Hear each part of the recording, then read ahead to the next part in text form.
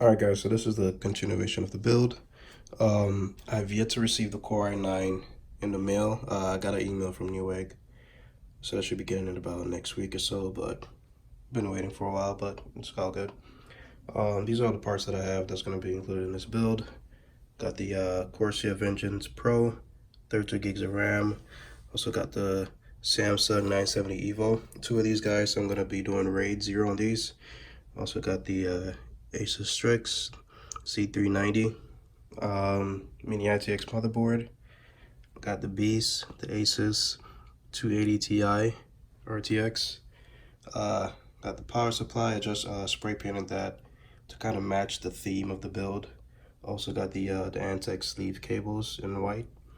And I also have the Corsair K95 RGB Platinum keyboard and Glaive RGB mouse as well. So that's it. And I'm also going to be building in the Fantex Evolve mini ITX case. Just doing a little work on it, getting it cleaned up. I had my previous build in this case, so yeah, so